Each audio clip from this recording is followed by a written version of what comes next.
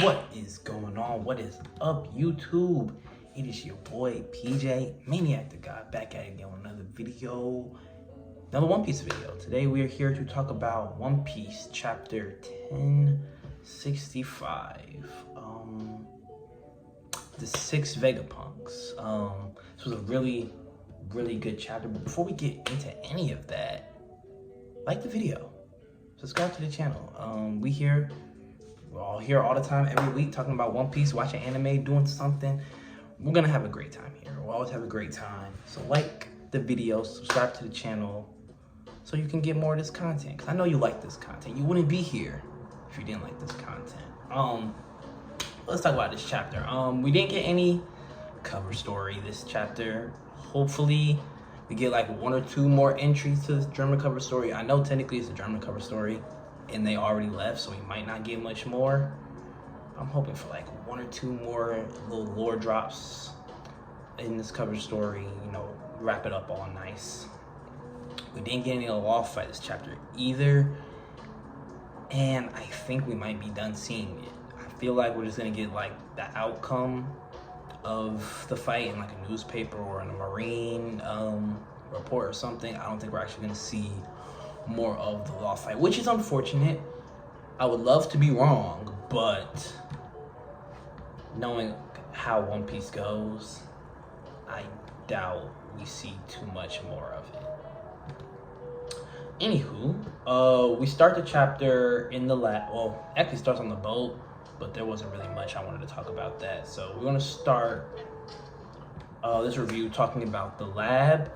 And while they were on the way to the lab, Vegapunk mentioned something about wishing they had an eternal fire.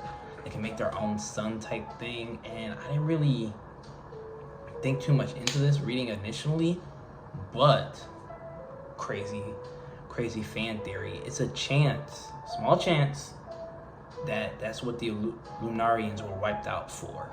Because if they could be used as a power source, that would make sense. They're talking about in fire, they have some of the best fire we've seen in the verse, outside of probably like Sabo or Ace, whoever has the Marin on me. They have elite fire. They got wiped out, and we don't know the reason. It could just be because they were gods before, and Celestial Dragon don't like any competition. But I feel like this would give it just like a little bit more spice to, you know, the reason why they were all wiped out. Swiping them out just to wipe them out is kind of lame. Had like a little bit of tech issues, but we back up and running. The next part, we walk into the lab, the Straw Hats get trapped, and we see Seraphim Jinbei. Now, I got a lot to talk about Seraphim Jinbei, because when we first see him, they got a little percentage bar over the top. It says 98%, and we hear from Edison that they're still a child, which confirms a theory I had. A couple of videos ago, I was talking about this is Seraphim. I think it was the Captain Kobe incident chapter, and we were just like we saw that the Seraphim were children. I thought it was like the world government being messed up, and like people when they get against someone like Nami or Boa's sisters, and they're like, hey, I don't really want to fight a child, it can give them like an advantage on that.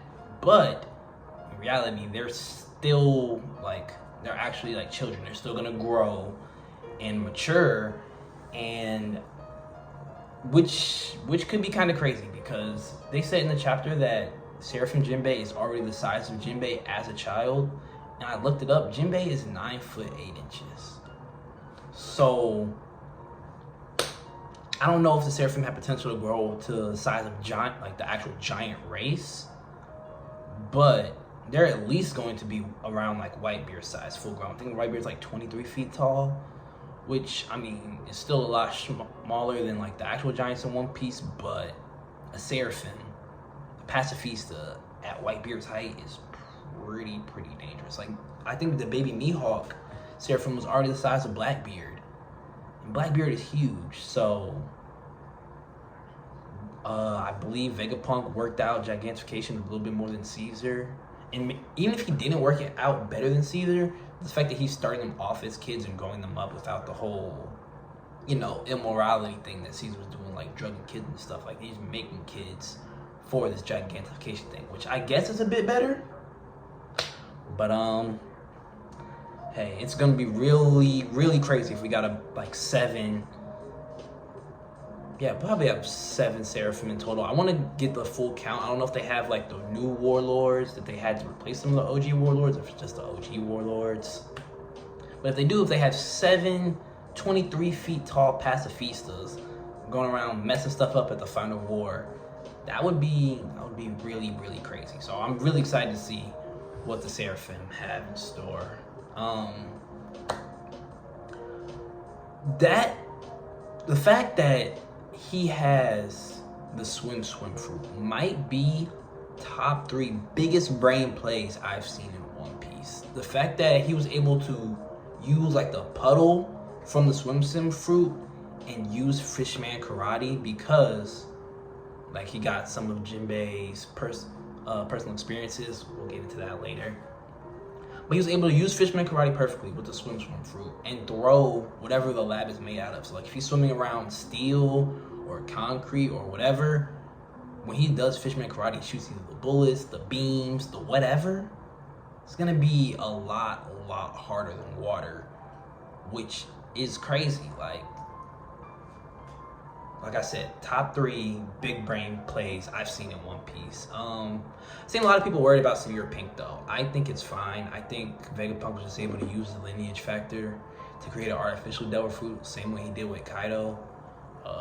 I think Dofi's whole gang is in jail, so easy access to whatever he needs, whether it be hair, nails, saliva, blood, whatever.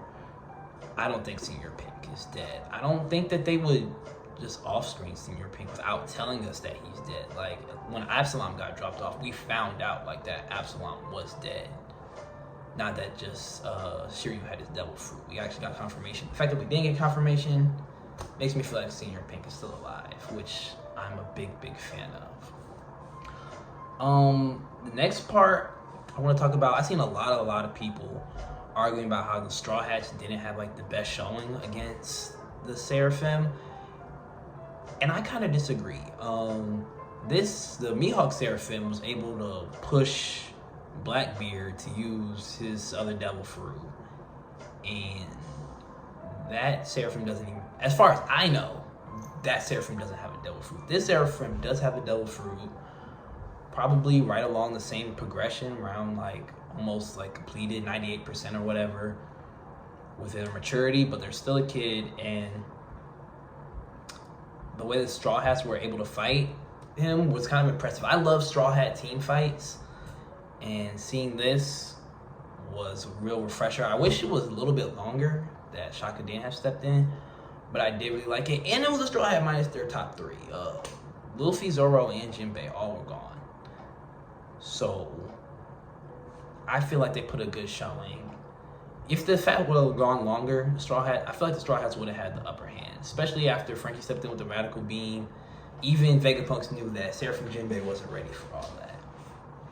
So I'm hoping we get some more longer Straw Hat fights, Straw Hat team fights in the future, instead of we always doing the one-on-one, but only time will tell. The Vegapunk designs were so cool. I loved all of them. Edison was like a tiny robot with a country accent. I completely missed that in my live reaction, but after seeing other people's reactions and then going back and rereading the chapter, like I would have like made an emphasis that he had a country accent, which I think is kind of cool. Just something random to throw in, and I like just the random stuff. Pythagoras is like a tiny toy robot. It's like a tiny toy. He got the little twister on the top of his head and everything. And he's like in a giant robot suit, which is hilarious. There's like a little panel. He pops out. I don't remember what page that was on. Everything's acting real laggy right now.